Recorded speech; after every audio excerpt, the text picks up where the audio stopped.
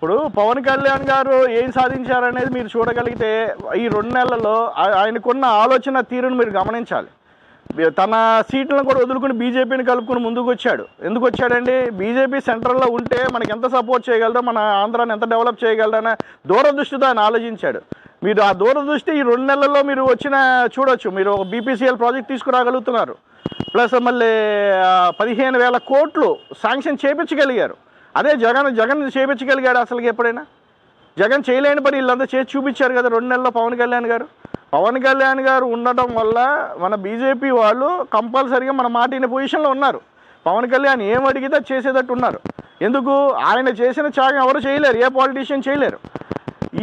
మీరు చూడ డెవలప్మెంట్ అవుతుందా లేదా అనేది ఈ 2 ఉదాహరణలు మీకు తెలిసిపోతాయి. రేపొద్దున పోలవరం ఉంది, పోలవరం కూడా నిధులు తీసుకొచ్చేస్తారు, కంపల్సరీగా తీసుకొస్తారు. దాన్ని డెవలప్మెంట్ చేసి చూపిస్తానని చెప్పారు.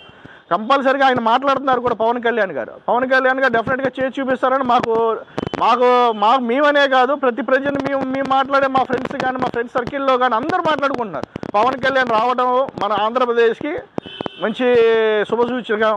దాన్ని అడ్మినిస్ట్రేషన్గా చంద్రబాబు గారు ఉండటం కూడా ఒక శుభసూచకం. మన ఆంధ్ర అని మళ్ళీ చూడొచ్చు.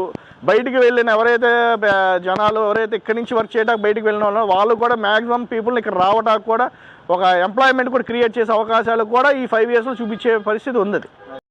సార్, మరి గతంలో పవన్ కళ్యాణ్ గారిని ఎన్నో మాట్లాడినారు మాజీ మంత్రులు. ఇప్పుడు ప్రస్తుతం ఎవరైతే మాజీ మంత్రి రోజా గారు కానీ, కొడాల నాని గారు కానీ, వల్లభనేని వంశీ గారు కానీ, అంబటి రాంబాబు, వీళ్ళందరూ కూడా Pawan Kalyan part time politics చేస్తున్నాడు, రియల్ స్టార్ కాదు ఆయన, రీల్ స్టార్ అని చెప్పేసి చాలా ఆరోపణలు చేశారు కదా. సో ఏం చెప్తారు సార్ వీళ్ళ మీద? ఇప్పుడు ప్రస్తుతం వాళ్ళు ఎలాంటి రాజకీయాలు చేస్తారు, ఎక్కడున్నారు అసలు వీళ్ళు? మీరు చూడాల్సిన విషయం ఏంటంటే, ఇక్కడ ఎవరైతే నోర్లు బాగా లెగసీ పేటీఎం బ్యాచ్ ఏదైతే ఉందో, ఈ బ్యాచ్ అంతా ఇప్పుడు ఈ 2 నెలల్లో అసలు ఎక్కడ ఉన్నారు? అసలు ఎవరైనా ఒక వాయిస్ వినపడుతుందా? ఇంతవరకల్లా ప్రధానికి పవన్ కళ్యాణ్ విమర్శించి 3 పెళ్ళిళ్ళు అన్నారు, పార్ట్ టైం పాలిటిక్స్ చేస్తున్నామన్నారు, ఇట్లాంటివన్నీ చేశారు. ఇప్పుడు ఆయన ఏం చేశారు?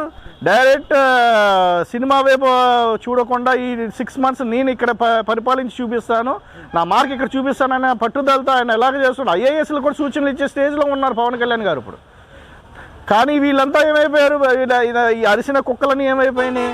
ఒక రోజా ఏమో పంది పిల్ల తిరిగినట్టు అక్కడ ఇటలీలో తిరుగుతుంది, సహం గౌన్ వేసుకుని. అందరూ చీరలు కట్టుకోవాలని చెప్పేది, ఇప్పుడేమో సహం గౌన్ వేసుకుని తిరుగుతుంది పంది పిల్లలాగా. వీళ్ళంతా కొడాల నాని కానీ, వల్లభనేని వంశీ, వీళ్ళందరూ పరారు. ఎక్కడున్నారు వీళ్ళందరూ? వాడేమైపు అనిల్ కుమార్ యాదవ్ ఏమైపోయాడు? అబ్బో నేను చేసి చూపిస్తాను, నేను వాళ్ళని అట్లా చేస్తాను, వీళ్ళు ఇట్లా చేస్తాను అన్నాడు. ఏమైపోయాడు అనిల్ కుమార్ యాదవ్? వీడే మన నాని ఏమైపోయాడు? పేరు నాని దొరికల్లా రెచ్చిపోయేవాడు కదా పవన్ కళ్యాణ్ అట్లా ఇట్లా. ఇప్పుడు మాట్లాడమని చూద్దాం. పవన్ కళ్యాణ్ ఏంటో మార్కు చూపిస్తున్నాడు. ఆయన చూపిస్తున్నప్పుడు వీళ్ళందరికీ నోర్లు మూసుకుపోయినాయి. ఇంకా ఎవరికి వాళ్ళు ఏంటంటే మేము ఇంకా మాట్లాడిన తప్పని వాళ్ళే తెలుసుకున్నారు. అందుకని ఇంకా దేశం వదిలి పారిపోయారు. సో ఏం చెప్తారు సార్ ఒక్క మాట ఈ కూటమి ప్రభుత్వం గురించి? ఒక్క మాటలో ఏం చెప్తారు?